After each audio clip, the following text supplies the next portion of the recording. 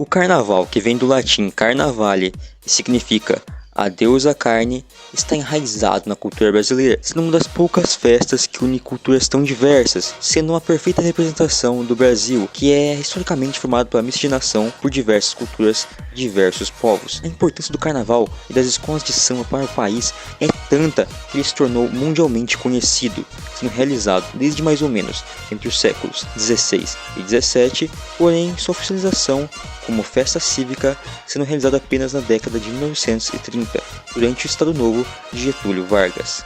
Além disso, o carnaval também foi muito importante a popularização do samba, do maracatu, do frevo, do forró e do axé. São gêneros que até hoje influenciam as músicas brasileiras. Amor de rapariga que é amor, amor de rapariga é bom demais. Amor de rapariga não tem confusão, não tem briga não, só existe paz. O carnaval pode ter tido sua oficialização como festa cívica apenas na década de 1930, durante o Estado Novo. Portanto, o mesmo chegou ao Brasil com colonizadores portugueses, que manifestando inicialmente pelo intrudo, que era uma brincadeira popular. O intrudo poderia ser realizado de várias maneiras, como manifestações de zombarias públicas. A forma mais conhecida era o jogo de molhadelas, realizado alguns dias antes da quaresma, que consiste em uma brincadeira de molhar e sujar pessoas que passavam pela rua. A brincadeira das molhadelas era realizada publicamente ou de maneira privada. Consistia em você pegar um recipiente com água tipo suja com farinha, ou água suja com farinha, café, até mesmo urina para jogar nas pessoas. Porém, no século XIX teve uma campanha contra o intrudo por conta da passagem da monarquia para a república, né? E então a imprensa intensificou uma campanha contra o intrudo. Então, uma maneira de se adaptar ao disciplinamento policial foram criados os cordões e ranchos. Os primeiros utilizavam a estética das procissões religiosas com manifestações populares, como a capoeira e os Zé Peneira, tocadores de grandes bumbos. Os ranchos eram cortejos praticados principalmente pelas pessoas de origem rural. As características de marcha do carnaval surgiram no século XIX, destacaram a figura de Chiquinha Gonzaga, bem como sua música Ó Abre Ala. Abre ala, eu quero passar. Peço licença pra poder desabafar. A jardineira abandonou meu jardim, só porque a rosa resolveu passar de mim. O samba somente surgiu por volta da década de 1910 com a música Pelo Telefone de Donga e Mauro de Almeida, tornando-se ao longo do tempo o legítimo representante da música do carnaval. Na Bahia, os primeiros... O chefe da polícia pelo telefone mandou me avisar que na Carioca tem uma roleta para se jogar. Outra vez. O chefe da polícia pelo telefone mandou me avisar. Na Bahia, os primeiros afoxés surgiram na virada do século XIX para o XX, com o objetivo de relembrar as tradições culturais africanas. Os primeiros afoxés foram a Embaixada da África e os pandegos da África. Por volta do mesmo período, o frevo passou a ser praticado no Recife e o maracatu ganhou as ruas de Olinda. Ao longo do século XX, o carnaval se popularizou ainda mais no Brasil, com a diversidade de formas de se realizar, tanto na classe dominante e entre as classes populares. Por volta de 1910, os corsos surgiram com carros conversíveis da elite carioca desfilando pela Avenida Central. Tal prática durou até por volta da década de 1930, quando essa festividade se tornou uma festa cívica do governo do Getúlio Vargas. Eu vou falar sobre Getúlio. Durante 1937 a 1945, Getúlio Vargas, do Estado Novo, foi o principal nome para que tivesse ocorrido a primeira festa cultural do nosso país e a mais conhecida no mundo inteiro, que seria o Carnaval. Ele teve uma grande participação em relação a essa festa por conta das ideias políticas do regime autoritário que ele teve. Então ele encontrou no Carnaval uma estratégia política para implantar seu governo. Em palavras mais chulas, assim, vamos se dizer, ele colocou doce na boca da criança, né? Mas também não podemos deixar de lado a história de Getúlio. Bom, ele foi militar, advogado e um político no nosso país. Bom, Getúlio Vargas, como ele chegou na política? No caso, na presidência. Ele chegou por conta da Revolução de 30 que ocorreu no nosso país. E também foi o presidente que mais ficou tempo no cargo.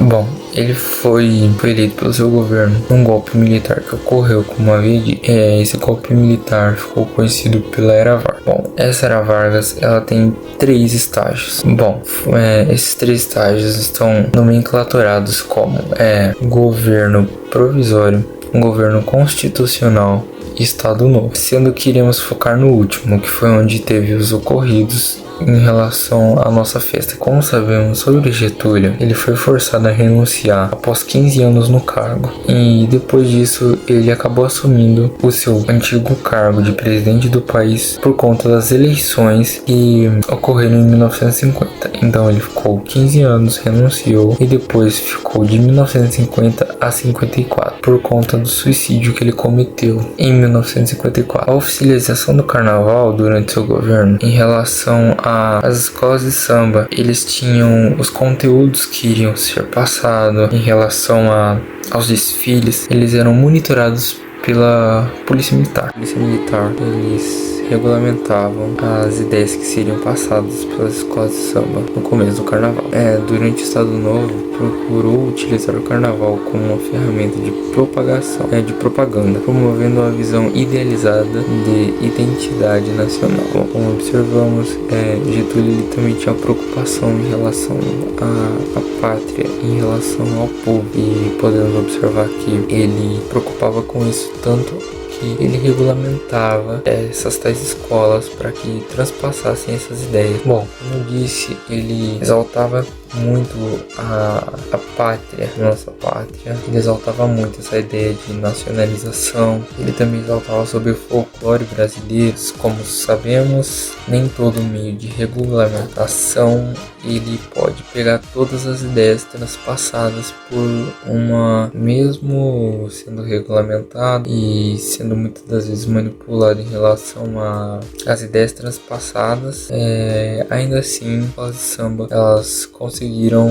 inserir críticas disfarçadas no contexto dos desfiles, proporcionando uma forma de resistência simbólica. O carnaval, embora tenha sido moldado pela máquina política da época, não deixou de ser um espaço onde as tensões e as contradições da sociedade brasileira se manifestavam, ainda que de maneira velada. Esse controle estatal sobre o carnaval ilustra a maneira como a cultura pode ser manipulada como parte de sua estratégia política, especialmente em um contexto autoritário como vivemos durante o Estado Novo. Com o golpe de Estado de Getúlio Vargas e o início de seu governo, o carnaval no Brasil começa a ganhar uma nova configuração. Seguindo a proposta fascista que Mussolini pregava na Itália, o então presidente Vargas decidiu criar algumas regras carnavalescas. Assim, todos os sambas enredos teriam que ter em suas letras homenagens à história do Brasil. Além disso, os instrumentos de sopro foram proibidos por terem origem europeia, assim reforçando o nacionalismo no país, algo que era pregado pelo governo na época. Mesmo nesse contexto de regulamentação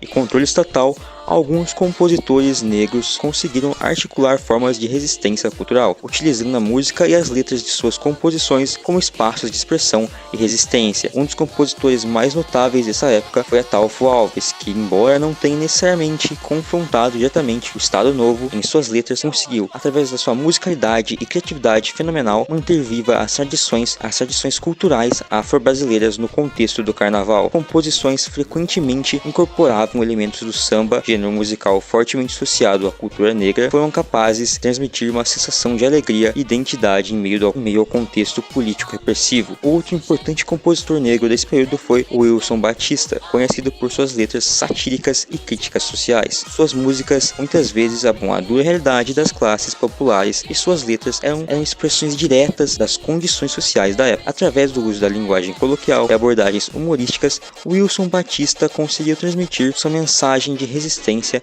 de maneira sutil, assim driblando a censura da época. É importante notar que em muitos casos a resistência desses compositores também é importante notar que em muitos casos a resistência desses compositores durante o Estado Novo não se manifestou explicitamente em termos políticos, devido ao grande risco da censura. Em vez disso, a resistência é a preservação das suas raízes culturais nas composições e do uso da música como uma forma de manter viva as suas identidades em meio às restrições impostas pelo governo. É importante relembrar sobre a censura e a resistência durante